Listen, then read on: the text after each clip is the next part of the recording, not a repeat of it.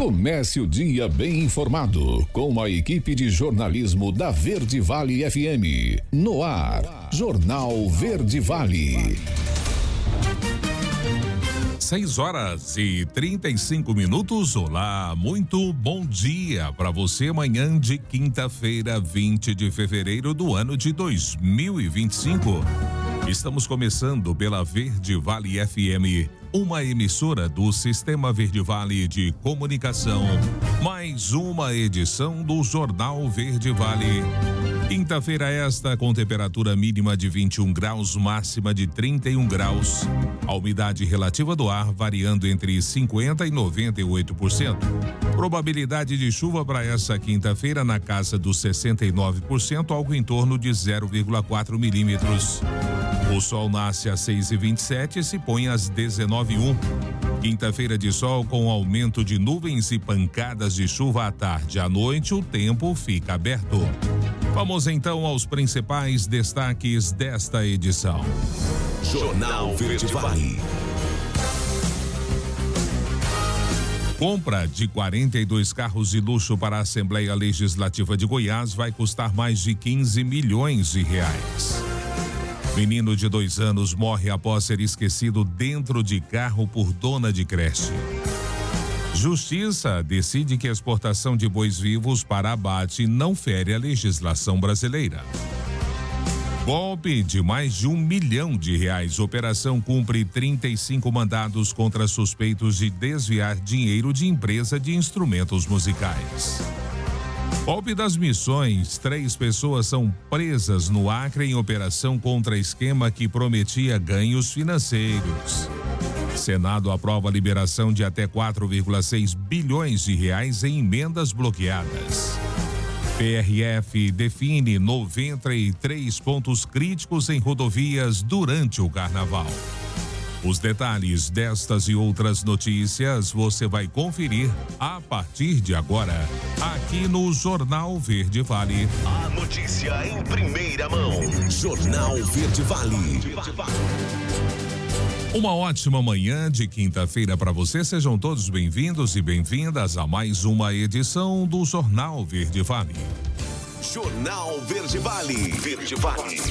Notícias do Brasil. 6h38, a Câmara dos Deputados aprovou nesta quarta-feira um projeto de lei que criminaliza a manipulação de conteúdo de nudez ou ato sexual falso produzido por inteligência artificial.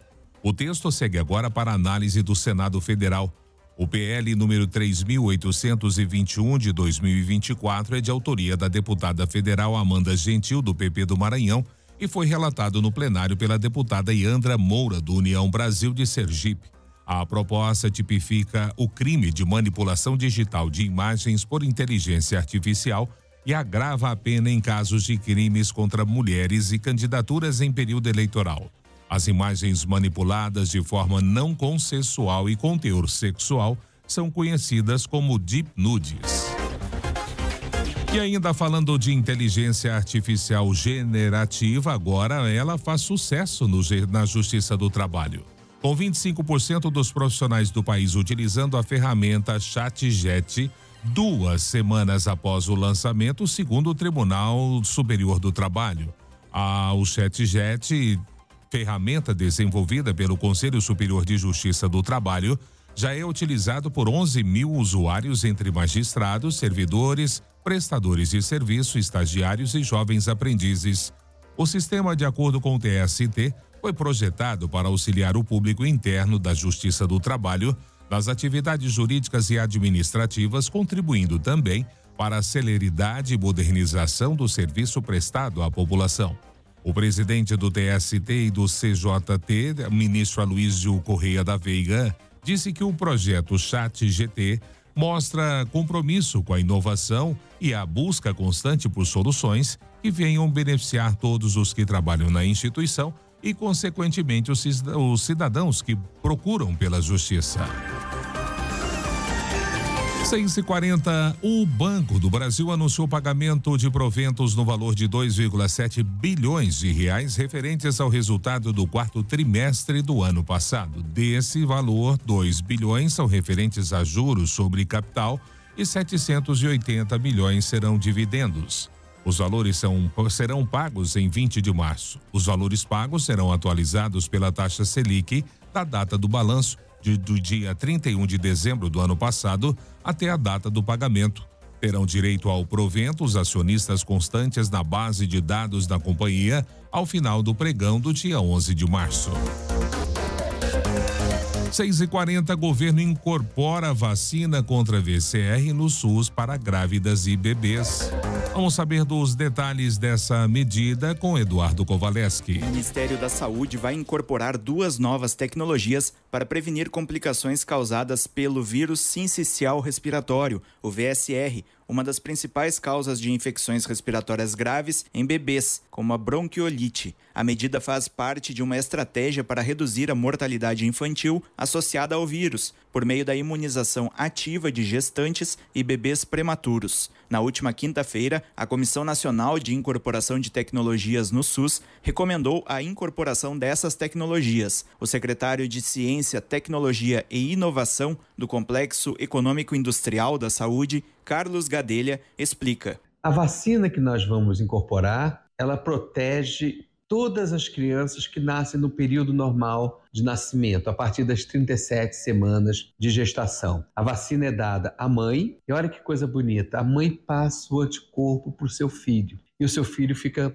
protegido contra esse vírus. Para os prematuros, nós vamos incorporar um anticorpo de última geração, biotecnologia, um anticorpo monoclonal, Zivermimab, para as crianças prematuras. Os estudos apresentados à Conitec mostram que a vacina para gestantes pode prevenir aproximadamente 28 mil internações anuais. O anticorpo também é recomendado para crianças de até 2 anos nascidas com comorbidades. A estratégia combinada irá proteger cerca de 2 milhões de bebês em seus primeiros meses de vida, idade mais vulnerável para complicações. Gadelha reforça o impacto positivo da prevenção com a redução significativa de internações, tratamentos intensivos e óbitos. Avança para proteger aquelas crianças mais vulneráveis, as prematuras, pequenininhas, que nascem, que são frágeis, e que 80% dessas crianças não vão precisar mais ser internadas, não vão precisar ter tratamentos intensivos e não vão morrer. 70% de todas as crianças que nascem em período normal, ao vacinar as mães, vão estar protegidas. É uma tranquilidade para as famílias, para os pais, para as mães, e, sobretudo, para a qualidade de vida dessas crianças. A portaria do Ministério da Saúde, incorporando as 2 tecnologias, será publicada nos próximos dias. Agência Rádio Web, produção e reportagem, Carolina Cassola e Eduardo Kovaleski. Jornal Verde Vale. Notícias de Goiás.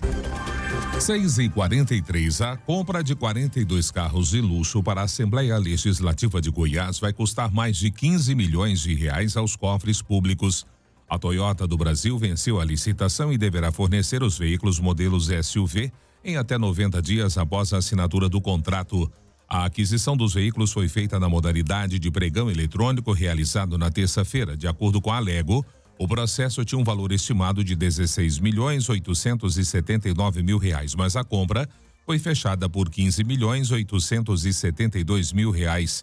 Os veículos a serem fornecidos pela Toyota são do modelo SW4 ano 2025. O contrato também prevê o seguro de 12 meses para todos os carros. E um menino de 2 anos morreu após ser esquecido dentro de um carro pela dona de uma creche em Nerópolis, na região metropolitana de Goiânia, segundo informou a Polícia Civil. De acordo com a investigação, a mulher também era responsável pelo transporte da criança até o berçário. A proprietária do berçário esqueceu no interior do veículo a criança de 2 anos, que ficou trancada por 4 horas sob forte sol, foi o que disse o delegado responsável pelo caso, André Fernandes. Em nota, a defesa de Flaviane disse que a empresária está profundamente abalada e vivendo o pior momento da sua vida. O advogado Giovanni Caldas Vieira Machado escreveu ainda que a mulher tem cursos em primeiros socorros e que tentou salvar a criança. Não houve qualquer intenção, qualquer descuido consciente ou negligência deliberada, foi o que afirmou a defesa. Em depoimento à polícia, Flaviane afirmou que iria receber 3 novas crianças no berçário e, por isso, estava focada nesse fato e acabou se esquecendo do menino. O caso aconteceu nesta quarta-feira. Polícia cumpre mandados contra suspeitos de estelionato em empresa de instrumentos musicais. Vamos saber do que aconteceu com a Laila Alves. A operação foi realizada nesta quarta-feira contra suspeitos de estelionato contra uma empresa do ramo de instrumentos musicais em Goiânia. A ação aconteceu em Fortaleza e Poranga, no Ceará, Porto Velho, em Rondônia e João Pessoa, na Paraíba. O objetivo era cumprir 35 mandados judiciais, sendo 7 mandados de prisão, busca e apreensões, além do sequestro de mais de R$1 milhão. Segundo a Polícia Civil, os investigados teriam falsificado documentos dos representantes legais da empresa e criado uma conta bancária falsa em nome do estabelecimento. Em seguida, usaram essa conta na plataforma de uma instituição de pagamentos para liquidar todas as vendas realizadas a crédito, desviando mais de R$1 milhão. A investigação apontou ainda que assim que os valores entravam na conta falsa, eram rapidamente enviados para diversas pessoas por meio de transferências realizadas no mesmo dia, caracterizando lavagem de dinheiro.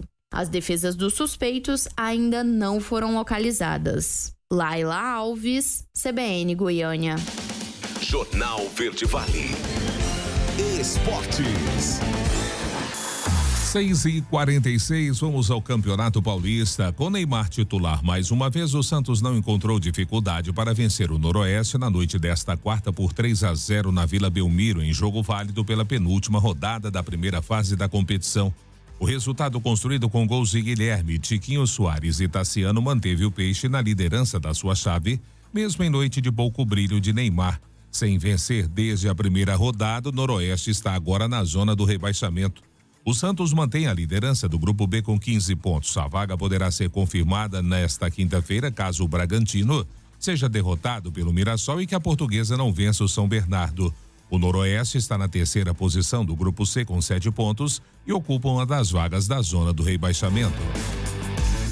E com direito a gritos de olé no Santiago Bernabéu, o Real Madrid voltou a vencer o Manchester City nesta quarta-feira por 3-1, o segundo jogo dos playoffs da Champions League. Os 3 gols do time da casa foram marcados por Mbappé.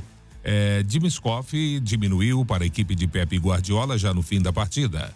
Com o resultado, o Real avança às oitavas de final.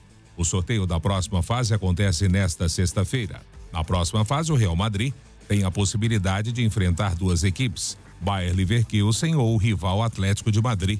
O sorteio dos confrontos das oitavas será realizado nesta sexta na sede da UEFA em Lyon, na Suíça. E com o time sub-20 em campo, Vila Nova perdeu para o Brasiliense na noite desta quarta-feira e foi eliminado da Copa Verde. A partida disputada no Estádio Olímpico em Goiânia terminou 3-1 para os visitantes. O próximo jogo do Vila será no domingo, pela última rodada da primeira fase do Campeonato Goiano deste ano. O Tigrão irá enfrentar a Jataiense no Estádio Arapucão, em Jataí. Jornal Verde Vale. Agronegócios. 6h48. As cotações do milho na Bolsa Brasileira tiveram recuos nesta quarta-feira, em movimento que o analista de mercado da Brandalize Consulting, Vlamir Brandalize, considera normal para este período do ano.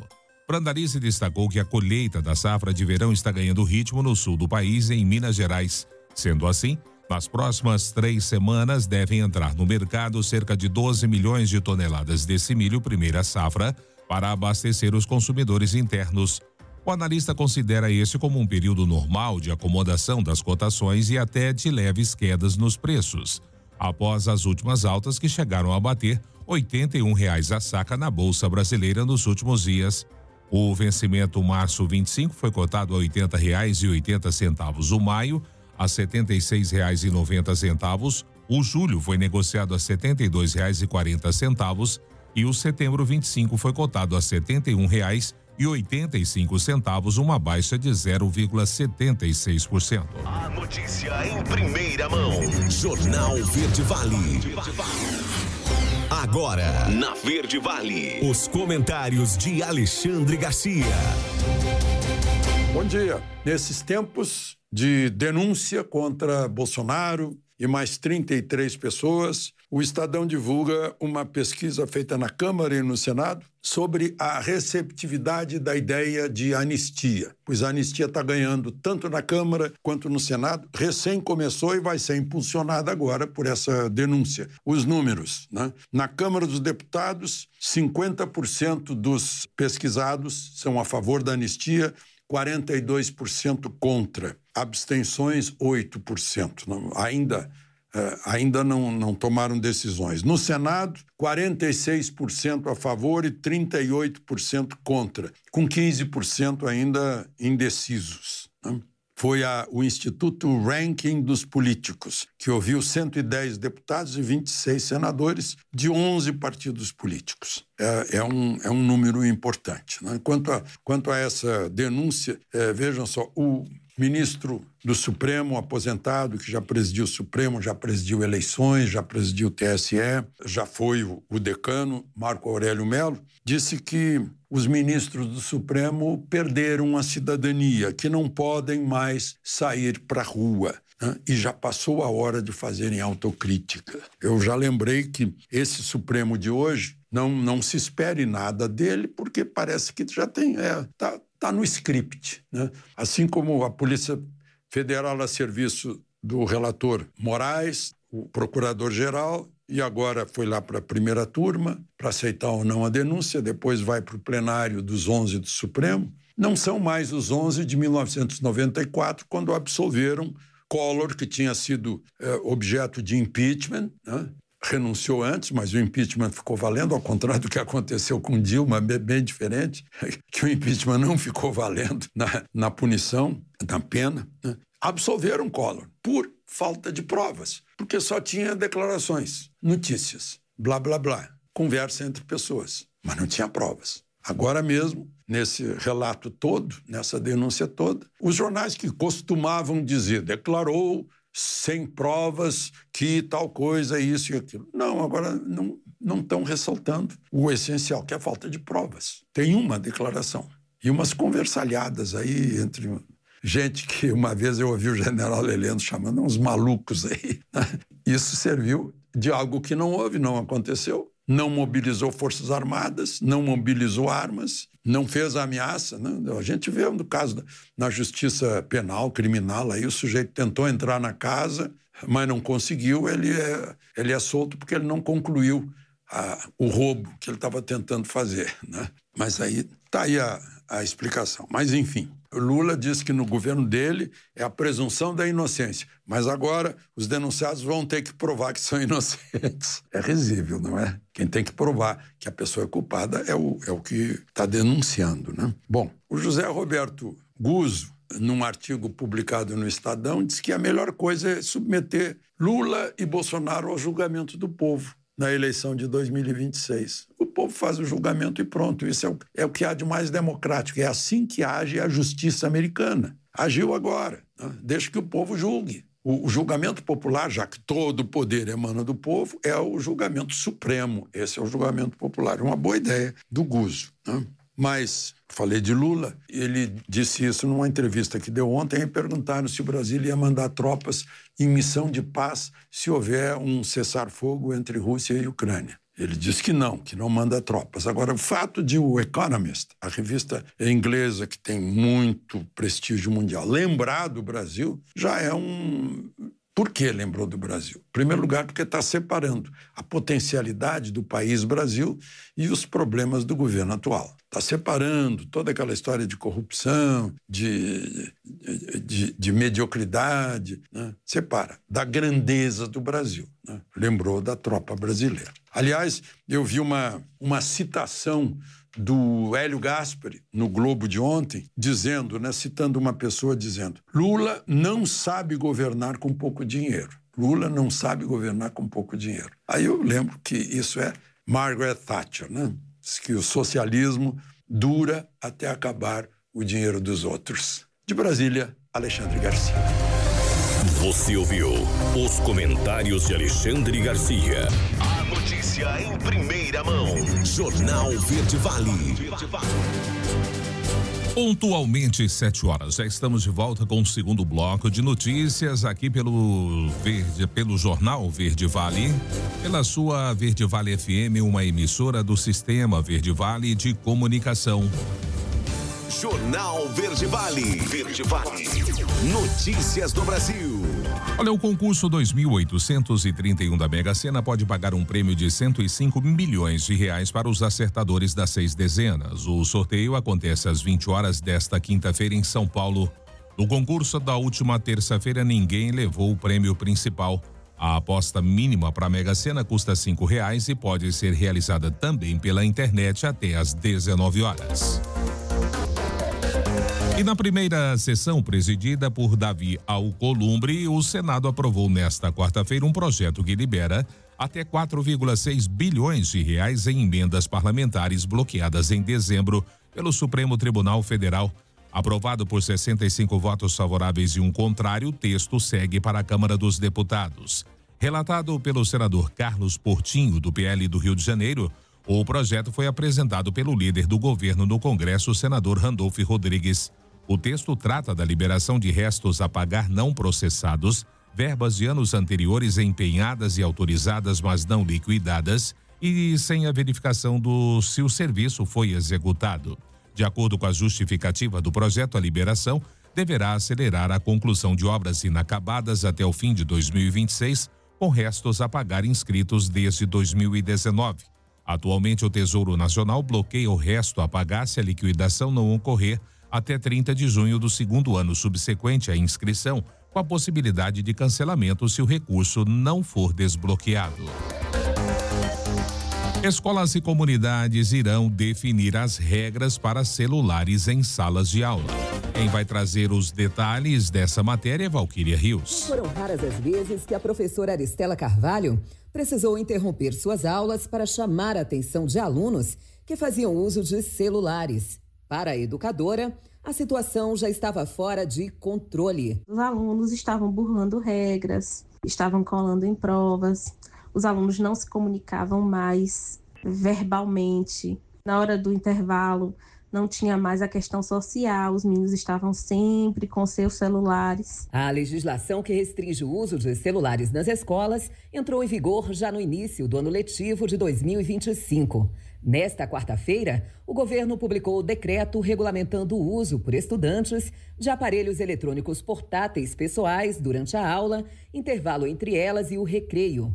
O documento garante a participação da comunidade escolar na adequação das regras ao contexto local. E as escolas deverão implementar algumas medidas para cumprir a Lei 15.100, como estratégias de orientação aos estudantes e às famílias, capacitação dos profissionais de educação, além de critérios para o uso pedagógico dos aparelhos eletrônicos. Paulo Oliveira, de Brasília, tem 2 filhas matriculadas na educação básica. Ele concorda que o uso de celulares precisa estar vinculado às atividades pedagógicas. O celular dentro da sala de aula deve ser usado, obviamente, com uso vinculado ao que está sendo ensinado pelo professor. E não como uma maneira de devagar, de tirar a atenção do aluno para aquilo que está sendo ensinado. O objetivo do governo com a restrição do uso de celulares nas escolas é garantir a aprendizagem e preservar a saúde mental, física e psíquica das crianças e adolescentes, como destaca o ministro da Educação, Camilo Santana. Tira a concentração, há um déficit de atenção muito forte. Então o objetivo da lei é proteger crianças e adolescentes nesse país. E o uso desses equipamentos será autorizado apenas com fins pedagógicos para incrementar na aprendizagem daquela disciplina, seja de matemática e de português, dentro de sala de aula, sob orientação do professor. Caberá às instituições de ensino estabelecer as consequências do descumprimento da lei que restringe o uso de celulares nas escolas, bem como promover ações de conscientização e oferecer espaços de escuta e acolhimento a todos que apresentarem sinais de sofrimento psíquico relacionados ao tema. O uso de aparelhos eletrônicos pessoais está autorizado aos estudantes com deficiência para o processo de ensino e aprendizagem, socialização ou comunicação. Agência Rádio Web de Brasília, Valquíria Rios. Jornal Verde Vale. Notícias de Goiás. 7:05. 2 advogados foram presos em flagrante na última terça-feira em Goiânia após tentarem convencer uma cantora gospel e deficiente visual, Angélica Azevedo, a assumir uma dívida de R$1 milhão do marido. Foi o que informou o delegado responsável pelo caso, Humberto Teófilo. Segundo ele, os dois advogados envolvidos foram detidos e tiveram uma fiança estipulada em R$25 mil para cada. De acordo com o delegado, o marido da vítima teria feito a dívida após realizar empréstimos com empresários para investir em minérios. Segundo ele, como garantia, a vítima teria deixado 3 cheques preenchidos no valor de R$100 mil cada um com os credores e mais 5 cheques com valores em branco. Para quitar a dívida, o marido contou à polícia que chegou a pagar cerca de R$200 mil somente de juros, mas destacou que a dívida não tinha fim, até que os empresários alertaram que o valor total estava em R$1 milhão. Após ficar sem condição de arcar com o restante do valor, os empresários tentaram incluir a esposa na dívida dele, que tem uma carreira musical e conta com mais de 800 mil seguidores em seu canal no YouTube. Olha, 3 pessoas foram presas em uma operação da Polícia Civil executada na manhã desta quarta-feira em 2 cidades acreanas. A operação Fake Work foi deflagrada em conjunto entre as polícias do Acre, Goiás, Rio de Janeiro e São Paulo, e tem como alvo supostos integrantes de um esquema que recrutava pessoas para fazer avaliações ou curtir postagens com a promessa de recompensas exorbitantes em dinheiro. De acordo com a Polícia Civil do Acre, o chamado golpe das missões movimentou cerca de R$93 milhões. As vítimas eram induzidas a investir quantias cada vez maiores de dinheiro esperando um retorno financeiro que nunca se concretizava. O esquema foi descoberto quando uma das vítimas da cidade de Goiânia, em Goiás, denunciou ter perdido R$109 mil com o golpe. O trabalho integrado já identificou pelo menos 716 vítimas. Na quarta-feira agora, foram cumpridos 20 ordens judiciais nos municípios de Rio Branco e Itaraucá, no Acre, além de São João do Meriti, no Rio de Janeiro, Belfor Roxo, também no Rio de Janeiro, São Paulo, capital, e Goiânia, Goiás. Médico condenado por matar a ex é agora denunciado por abuso sexual contra adolescente em plena consulta.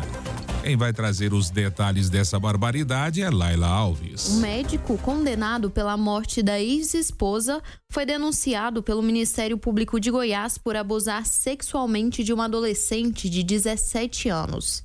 De acordo com a denúncia apurada pela TV Anhanguera, o crime aconteceu dentro do consultório do Hospital Rui Azeredo, em Goiânia, em março de 2023. Alfredo Carlos Dias é cirurgião gástrico e atendeu a adolescente acompanhada pela mãe. Ele teria solicitado exames, entre eles uma endoscopia e ultrassom endovaginal. No mês seguinte, o resultado foi levado ao médico, que afirmou que ela tinha uma condição conhecida popularmente como útero invertido e que essa era a causa das dores no estômago. A denúncia mostra ainda que Alfredo Carlos pediu que a adolescente tirasse a blusa, abaixasse a calça e se deitasse na maca para corrigir a posição do útero ali mesmo no consultório.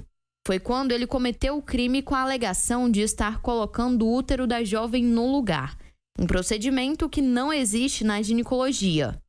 Durante os abusos, a vítima sentiu dor e a mãe dela pediu para que o médico parasse. A adolescente e a mãe procuraram um ginecologista que informou que o procedimento não tinha respaldo técnico.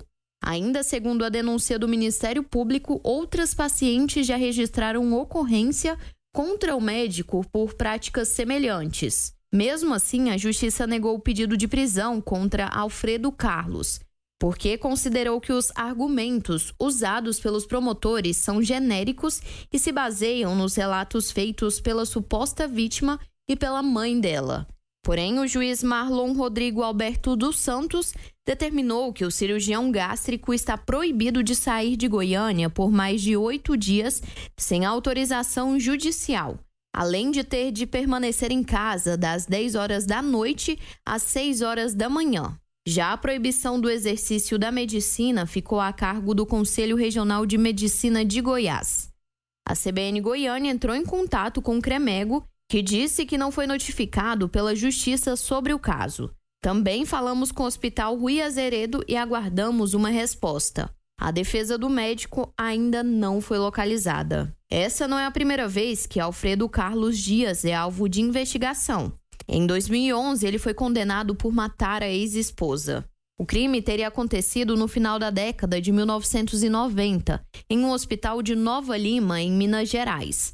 Segundo as apurações, Magda Maria foi internada para fazer uma cirurgia e tratar dores abdominais. Alfredo Carlos Dias foi até o leito onde a vítima estava, dopou a mãe dela com um suco e aplicou álcool no soro da ex-esposa. A substância misturada com os medicamentos que a mulher tomava provocou a morte dela.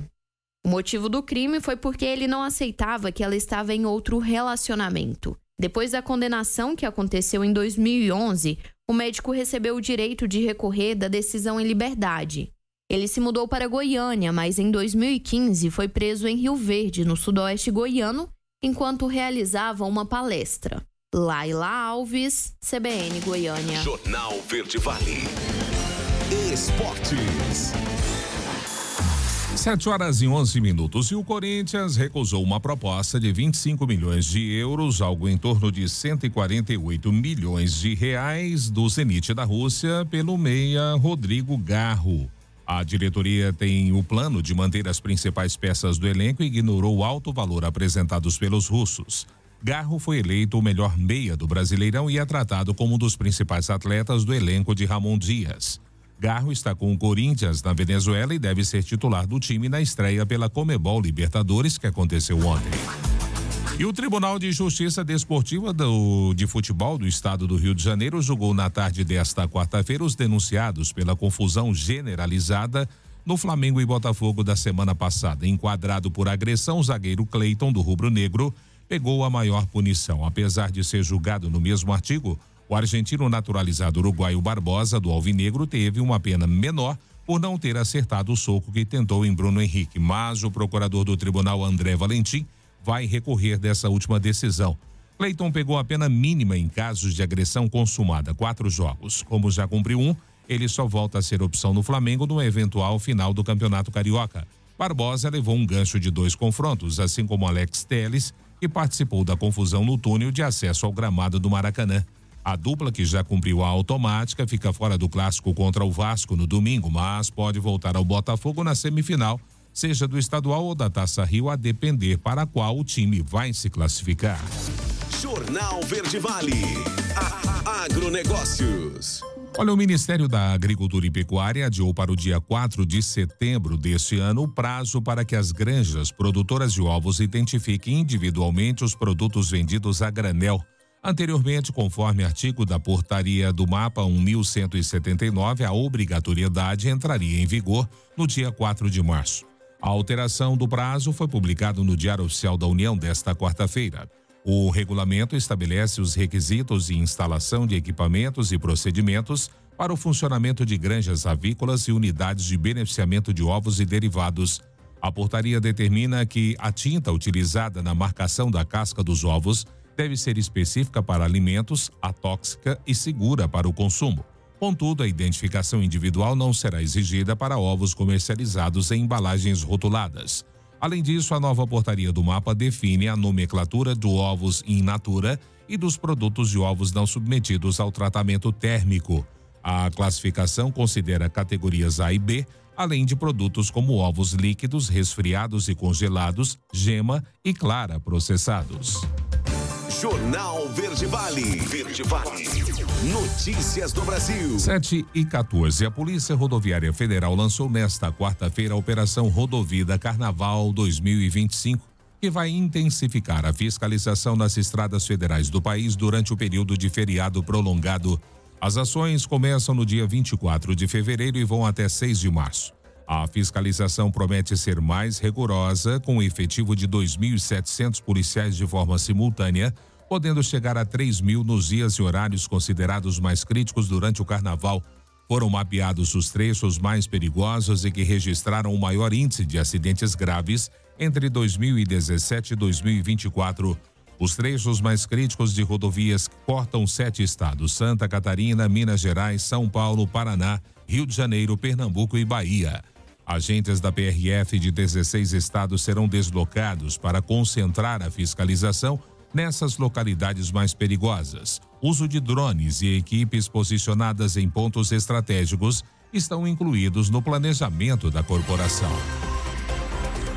Oposição lança manifesto, critica a PGR e defende o ex-presidente Jair Bolsonaro. A matéria nós vamos conferir com Yuri Hudson, direto de Brasília. O embate entre governo e oposição esquentou no Congresso Nacional nesta quarta-feira após a Procuradoria-Geral da República denunciar o ex-presidente Jair Bolsonaro por tentativa de golpe de Estado e outros crimes. A oposição apresentou um manifesto contra o que chamou de escalada perigosa à liberdade. Logo no início da manhã, Jair Bolsonaro foi até a residência oficial do líder da oposição, deputado Zucco, e se reuniu com os aliados. No entanto, a fala dos bolsonaristas só aconteceu à tarde, após o manifesto ser finalizado.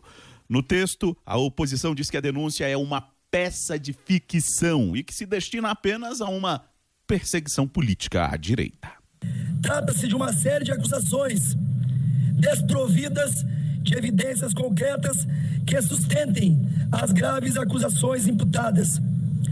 Uma verdadeira peça de ficção, uma denúncia encomendada para gerar um resultado que todos já conhecem. Denúncia essa baseada em delações e presunções. Ao longo do processo, o delator foi alterando e omitindo fatos. O senador Eduardo Girão, do Podemos, que se diz independente, também criticou a peça produzida pelo Ministério Público. Para ele, essa denúncia atrapalha qualquer ação para pacificar o país. Na visão do senador, essa pacificação só ocorreria de uma maneira. Golpe com batom. Você já viu isso? Você já viu isso? Golpe com bola de gude. A minoria que chegou a entrar dentro dos prédios, que quebrou alguma coisa e tem que pagar, tem que, de acordo com a lei, ser responsabilizado, mas de acordo com a lei. Para ter a reconciliação do país, não tem jeito. É anistia. E pessoas que, digamos a verdade, não são criminosas. Mas, para governistas, essa denúncia tão aguardada por eles contra Jair Bolsonaro caiu como uma luva. Chega em um dos piores momentos do governo petista, que enfrenta a alta nos preços e uma queda na popularidade nunca antes vista na história de um governo Lula. O líder do PT na Câmara, Lindbergh Farias, defendeu as investigações da Polícia Federal e rechaçou qualquer possibilidade de anistia. Vai ser julgado e vai ser condenado pelo Supremo Tribunal Federal. É porque os fatos, eu vi agora há pouco a coletiva da oposição, parecia que estavam com a frequência atrasada. Falavam de 8 de janeiro. Os fatos aqui, pessoal, são gravíssimos. Essa é uma das páginas mais tristes da história desse país. Não resta dúvida que o ex-presidente Jair Bolsonaro participou de tudo. A deputada do PSOL, Talíria Petroni, ainda tentou desvencilhar o fato de uma disputa política entre esquerda e direita. Todos os brasileiros tomem conhecimento da gravidade do conteúdo dessa denúncia. Não se trata de vingança, de revanche, de uma pauta de esquerda ou de direita. Se trata do bem mais precioso do nosso país, que é a democracia. Esse embate, claro, chegou ao plenário da Câmara com uma disputa entre placas em defesa e outras contrárias ao PL da anistia. Tanto bolsonaristas quanto aliados do governo foram à tribuna e protagonizaram esse embate. Fora Lula e aqui, não adianta resmungar, a gente vai voltar. Lula, ladrão, seu lugar é na prisão. Eu fico vendo essa cena patética. Eu quero que garanta meu tempo. Assassino! Eu quero garanta... Presidente! Ordem, minha gente! Suspende. Presidente! A sessão está suspensa. A denúncia da Procuradoria-Geral da República será analisada pela primeira turma do Supremo Tribunal Federal. Agência Rádio Web de Brasília, Yuri Hudson. A notícia em primeira mão. Jornal Verde Vale. 7h27. Já de volta com o Jornal Verde Vale desta quinta-feira aqui pela Verde Vale FM. Jornal Verde Vale. Verde Vale. Notícias do Brasil. Olha, a Secretaria Estadual de Saúde de São Paulo decretou nesta quarta-feira a situação de emergência em saúde pública naquele estado devido à persistência e agravamento da epidemia por dengue. O anúncio foi feito pelo Instituto Butantan pelo secretário Eleusis Paiva. A principal justificativa para a mudança de patamar está no reconhecimento da alta incidência da doença no estado. 300 casos para cada 100 mil habitantes, atingindo já 225 municípios paulistas. 60 desses já instituíram decretos municipais de emergência em razão da doença. Dados estaduais confirmaram 124 mil casos da doença este ano, com 113 óbitos, segundo o painel do Núcleo de Informações Estratégicas em Saúde Estadual. Ainda estão em investigação 233 óbitos. De acordo com o Ministério da Saúde, neste ano já foram registrados no país 131 mortes pela doença. No ano passado, a dengue causou a morte de 6.216 pessoas no Brasil, das quais 2.174 no estado de São Paulo.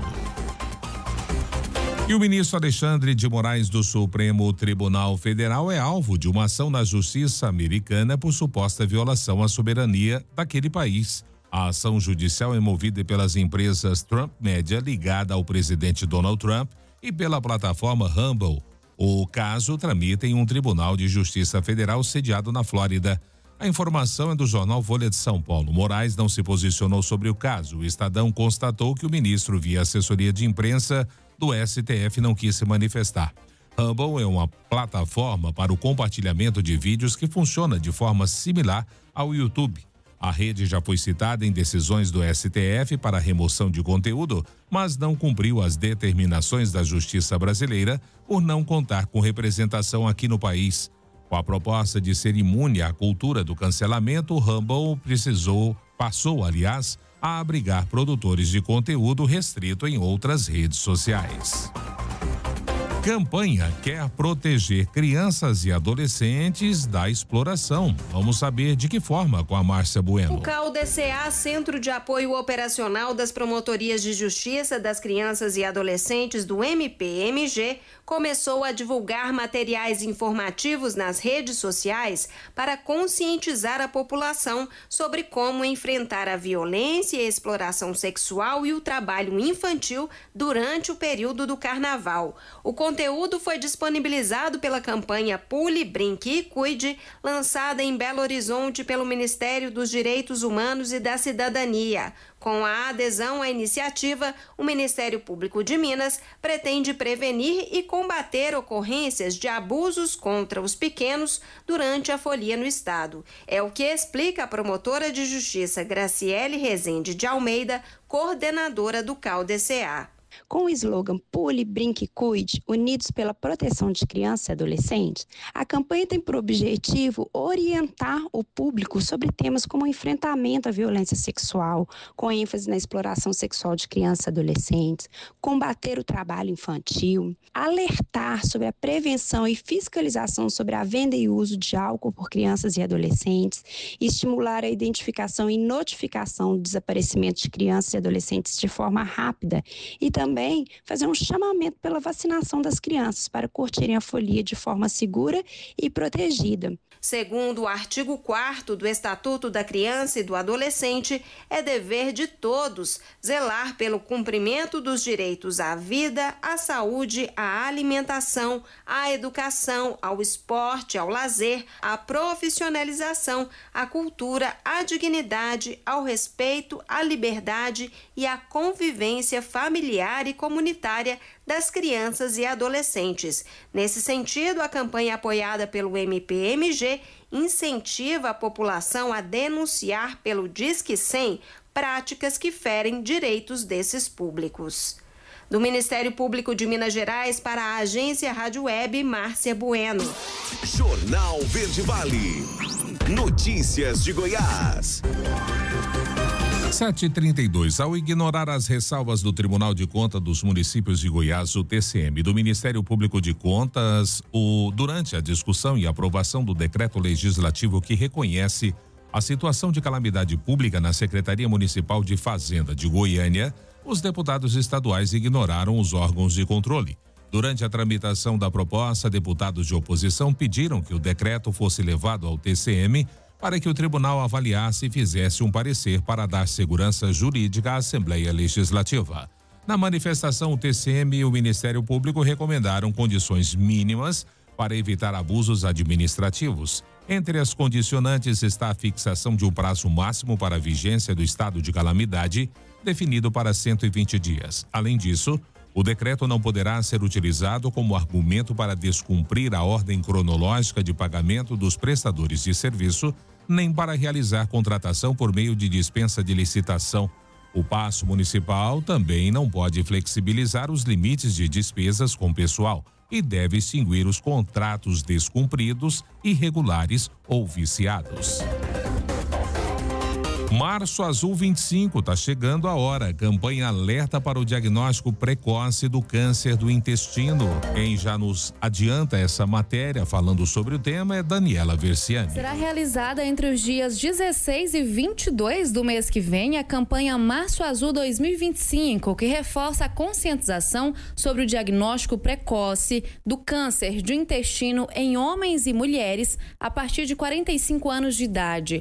A campanha é promovida pela Sociedade Brasileira de Endoscopia Digestiva e pela Sociedade Brasileira de Coloproctologia. Neste ano, o tema da ação é Chegou a hora de salvar a sua vida. O câncer de intestino é o segundo mais frequente para mulheres e homens no Brasil. Mais da metade dos casos ainda são diagnosticados em fase avançada. E se caso o diagnóstico ocorresse em fase inicial, as chances de cura seriam de 90%.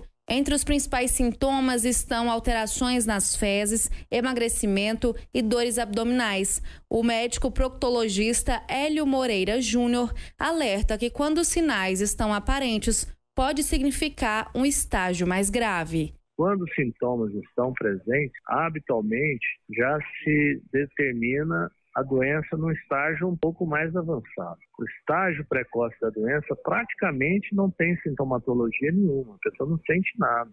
Por isso a importância da população entender de que é necessário realizar a prevenção por meio do sangue oculto nas fezes e, quando esse estiver positivo, realizar a colonoscopia. O que a gente fala de prevenção ou diagnóstico precoce é tentar detectar o processo no início, onde as chances de cura são muito maiores e, na maioria das vezes, sem nem mesmo a necessidade de uma cirurgia complexa, como é a cirurgia de intestino.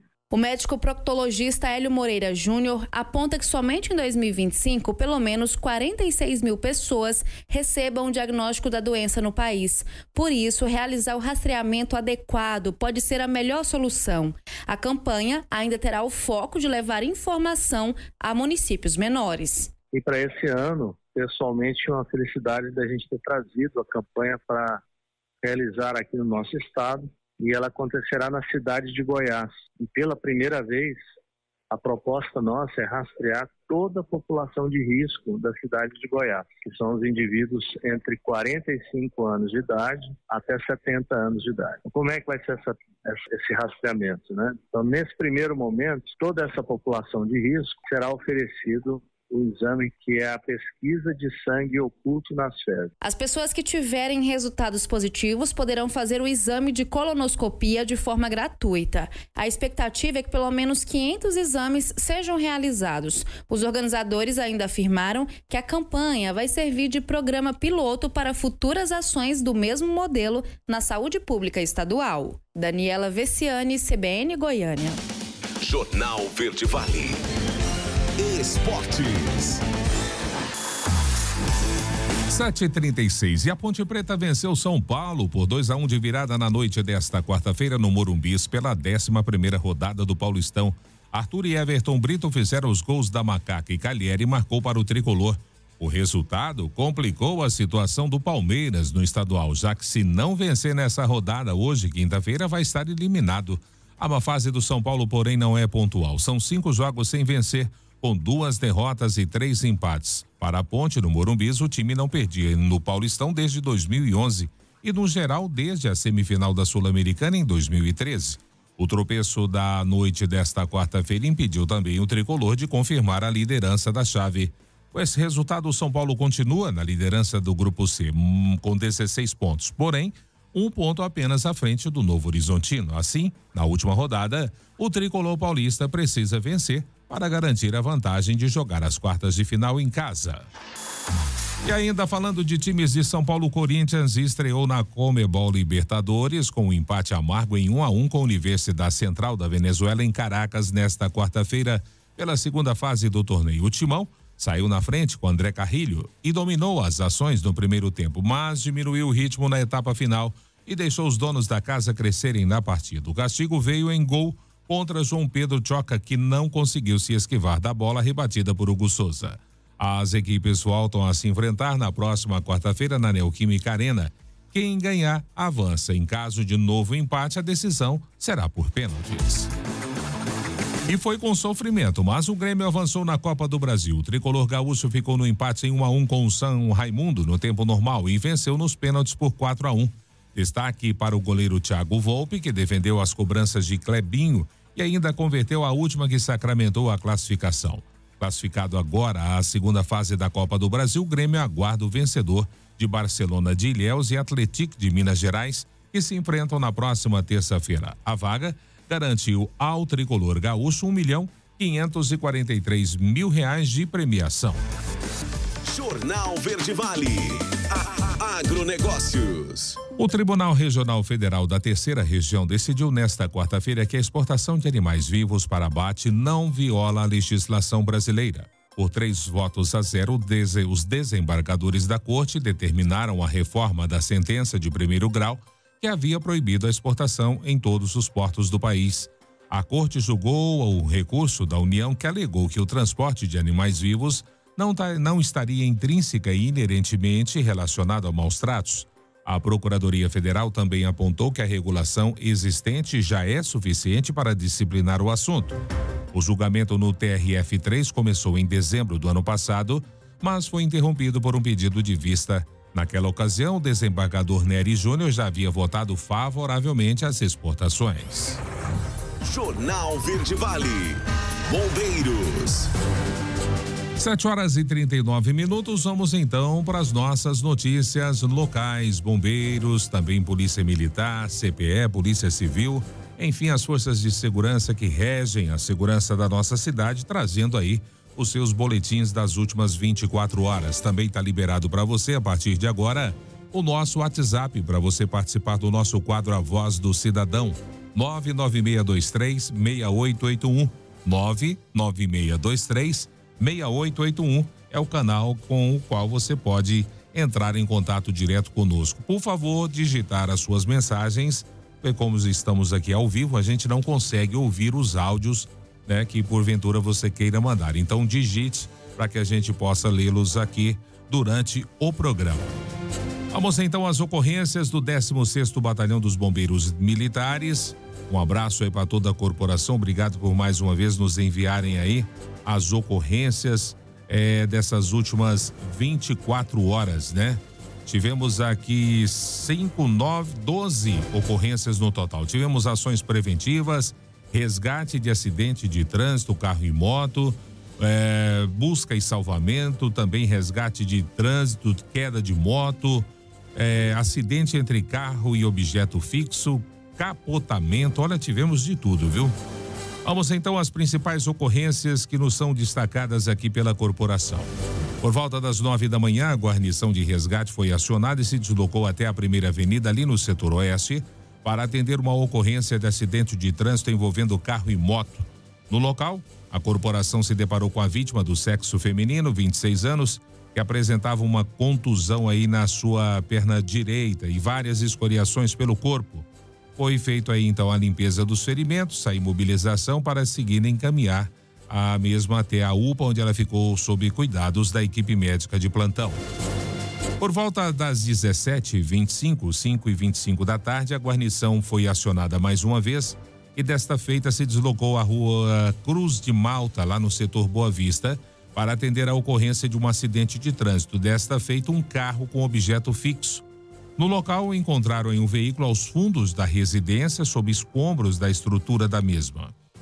Segundo o relato da testemunha, o condutor havia perdido o controle do veículo ao entrar na garagem, vindo a colidir com a parede e posteriormente com uma árvore no fundo do terreno. O condutor já se encontrava fora do veículo, apresentando aí escoriações na face e confusão também na fala.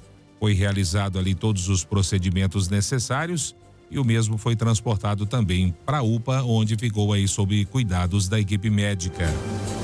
E por fim, para fechar o combo de acidentes, por volta das 23h20, 11h20 da noite, as guarnições de resgate e salvamento foram acionadas e se deslocaram até a GO 194, ali na Vila São Pedro, para atender a ocorrência de um acidente de trânsito, um capotamento com tombamento do veículo. Nesse cenário de declive acentuado ali naquela descida, onde um caminhão carregando uma colheitadeira, após ter o seu controle perdido, veio a cair numa vala às margens da rodovia, deixando o motorista preso às ferragens. A máquina agrícola tombou ainda na pista, não caindo na vala junto com o caminhão. A vítima estava estável, tinha seus membros inferiores fraturados e presos na estrutura metálica do veículo. Também possuía sinais de traumatismo crânioencefálico e outras lesões menores. O acompanhante do motorista estava livre e já se encontrava fora do veículo na rodovia. Diante dessa situação, com auxílio de materiais de desencarceramento, mesmo com grandes dificuldades, em virtude do local e da forma como a cena se apresentava, os bombeiros conseguiram produzir acesso até a vítima, liberando a mesma e colocando aí sobre a prancha de resgate, entregando-a posteriormente às equipes de resgate que ali estavam com estabilidade em seus sinais vitais. O suporte avançado do SAMU auxiliou a corporação durante esse atendimento, inclusive estabilizando a vítima durante os trabalhos de desencarceramento praticado aí pelo Corpo de Bombeiros. Foi realizado então posteriormente o transporte dessa vítima até uma unidade hospitalar aqui na cidade de Mineiros. Enfim, muitos acidentes aí e o Corpo de Bombeiros atuando firmemente.